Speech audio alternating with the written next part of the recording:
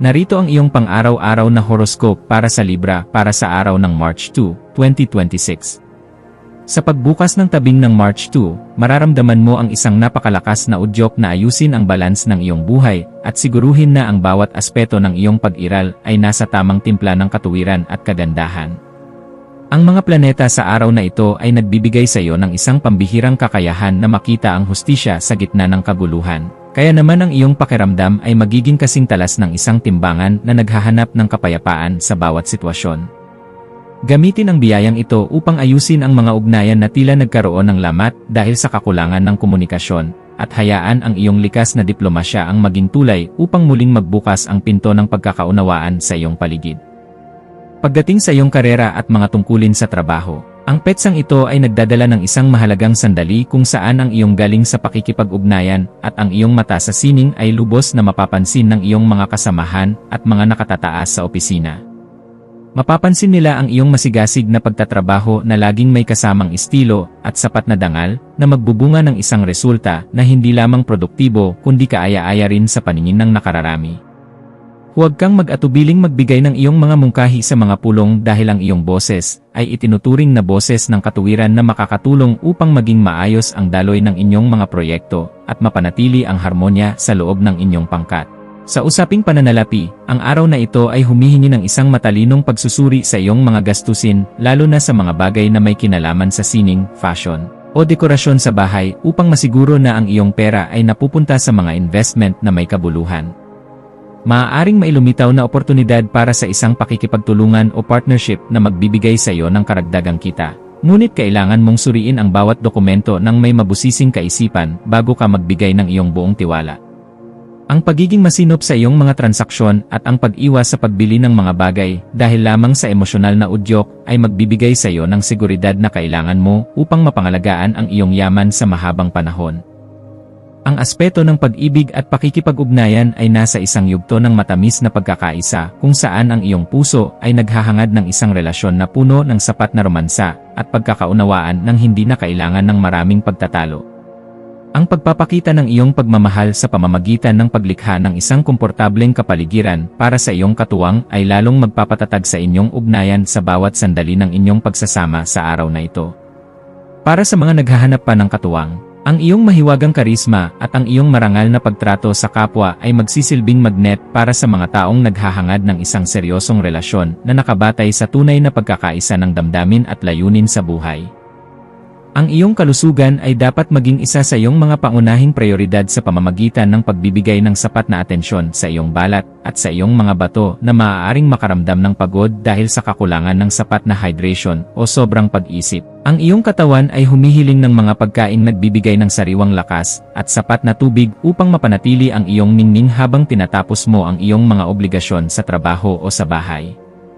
Ang pagsasagawa ng mga ehersisyong naglalayong pakalmahin ang iyong isip gaya ng pag-uunat o paglalakad sa isang magandang parke ay makakatulong upang mailabas ang mga negatibong vibes at mapalitan ito ng positibong enerhiya na magpapatibay sa iyong pakiramdam. Sa iyong pakikipagkapwa-tao, ang iyong papel bilang isang tagapamagitan at tagapagbigay ng inspirasyon ay magiging sentro ng atensyon, lalo na sa mga kaibigan na nahaharap sa mga krisis na nangangailangan ng iyong mahinahong gabay. May isang tao na maaaring lumapit sa iyo upang humingi ng tulong tungkol sa isang sensitibong usapin sa kanilang buhay, at ang iyong pagiging objektibo ngunit puno ng malasakit ay magsisilbing malaking tulong upang makita nila ang solusyon. Maging mapagmasid sa iyong paligid dahil ang bawat pakikipagpalitan ng kaisipan ay nagdadala ng bagong karunungan na maaari mong gamitin upang mas lalo mo pang mapabuti ang iyong pakikitungo sa iba't ibang uri ng personalidad na nakakasalamuha mo sa araw-araw. Ang iyong malikhaing isipan ay magkakaroon ng kakaibang kislap sa hapon, lalo na sa mga gawaing may kinalaman sa sining, disenyo, o anumang paraan ng pagpapahayag na nagpapakita ng iyong pagpapahalaga sa kagandahan ng buhay sa bawat detalye.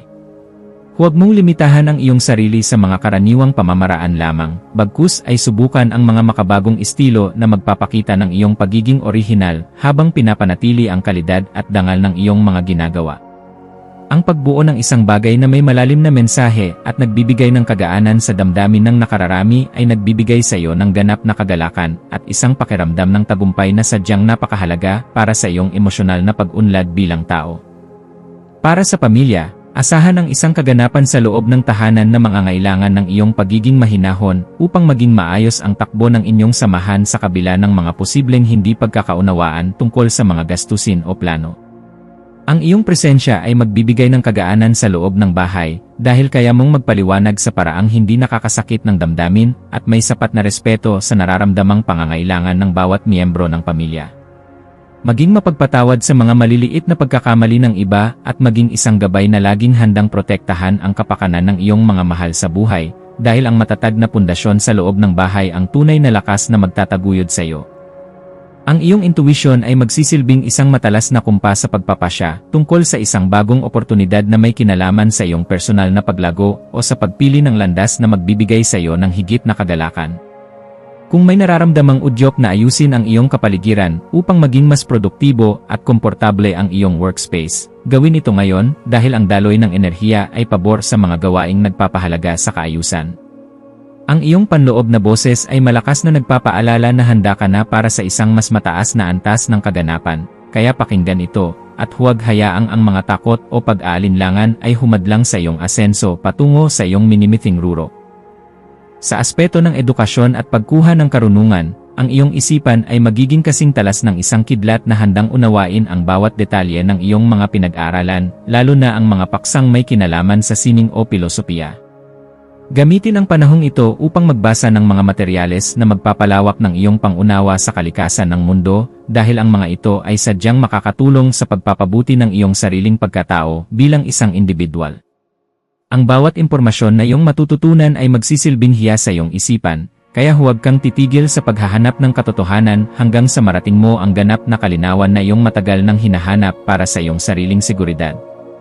Iwasan ang pagiging masyadong indecisive o ang hirap sa pagpili ng panig dahil ang araw na ito ay humihingi ng isang matatag na paninindigan upang hindi ka mapag-iwanan ng mga pagkakataon na dumarating sa iyong buhay. Ang pagpapanatili ng isang bukas na isipan sa gitna ng mga magkakasalungat na opinyon ay isang kasanayan na dapat mong pagtuunan ng pansin ngayong araw upang hindi ka masayang sa mga bagay na walang sapat na halaga. Ang pagpili sa kung ano ang nakakabuti sa iyong pangmatagalang mithiin nang hindi isinasakripisyo ang iyong sariling mga prinsipyo ay magbibigay sa iyo ng mas mabilis na resulta at mas malalim na kaganapan sa iyong buong pagkatao sa bawat sandali. Ang iyong espiritual na aspeto ay nangangailangan din ng pagkalinga sa pamamagitan ng paghahanap ng sandali ng katahimikan upang muling makakonekta sa iyong panloob na lakas na nagbibigay ng direksyon sa iyong mga plano sa buhay. Ang pagninilay-nilay tungkol sa iyong mga tunay na layunin ay magbibigay sa iyo ng sagot kung bakit kailangan mong maging matatag at kung paano mo magagamit ang iyong talino para sa kabutihan ng iyong sarili at ng iyong kapwa. Ang pagpapasalamat sa bawat biyaya, maliit man o malaki, na iyong natatanggap ay magbubukas ng pinto para sa mas marami pang milagro, kaya panatilihin ang iyong integridad at ang iyong pagiging marangal sa lahat ng oras at pagkakataon na dumadaan. Maging mapagmasid sa mga legal na dokumento o mga kontratang iyong pipirmahan ngayong hapon, at siguraduhin na nabasa mo ang bawat detalye ng maigi upang maiwasan ang anumang aberya sa iyong mga transaksyon sa mga darating na buwan. Ang paghingi ng payo sa mga taong may sapat na karanasan o sa mga eksperto sa batas ay isang matalinong hakbang na dapat mong gawin upang maprotektahan ang iyong mga interes at ang iyong pinaghirapan sa loob ng mahabang panahon. Ang pag-iingat sa ganitong mga usapin ay magbibigay sa iyo ng kapanatagan na ang iyong mga hakbang ay nasa loob ng katuwiran at hindi ka malalagay sa alanganin dahil lamang sa kakulangan sa mabusising pagsusuri. Sa pagdating ng gabi, maglaan ng oras upang ayusin ang iyong kapaligiran at ang iyong isip sa pamamagitan ng pagninilay o pakikinig sa musika na nagpapagaan ng loob upang maging mahimbing ang iyong pagtulog at pagpapahinga. Ang kaayusan sa labas ay refleksyon ng kaayusan sa loob, kaya ang pagliligpit ng iyong mga kagamitan at ang pag-aayos ng iyong kwarto ay makakatulong upang maalis ang mga tensyon sa iyong isipan na dulot ng sobrang pag-isip.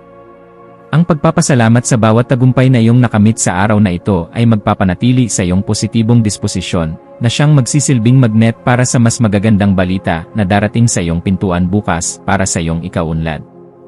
Bilang huling payo para sa iyo, laging tandaan na ang tunay na lakas ay matatagpuan sa pagkakaroon ng isang mapayapang puso na laging handang umunawa sa sarili at sa ibang tao nang walang paghuhusga sa bawat sandali. Manatiling nakatutok sa iyong sariling landas habang nagpapakita ng malasakit sa mga taong nasa paligid mo, dahil ang kaganapan ng iyong pagkatao ay matatagpuan sa pagbabahagi ng iyong liwanag ng may dangal sa lahat ng pagkakataon. Hayaang ang liwanag ng karunungan ang maging gabay mo sa pagtahak sa daan ng iyong mga adhikain, at maniwala ka na sa bawat pagsusumikap mo, mayroong magandang bukas na naghihintay para sa iyong buong pamilya. Ang iyong mga maswerteng numero para sa araw na ito ay 6, 15, at 24. Ang iyong maswerteng kulay ay mapusyaw na asul o pink na sumisimbolo sa pag-ibig at harmonya. At ang maswerteng gawain para sa araw na ito ay ang pag-aayos ng iyong mga dekorasyon sa bahay, ang pakikipag-date sa iyong mahal sa buhay, o ang pagsali sa isang masining na aktibidad na maglalabas ng iyong talento at magbibigay ng saya sa iyong puso.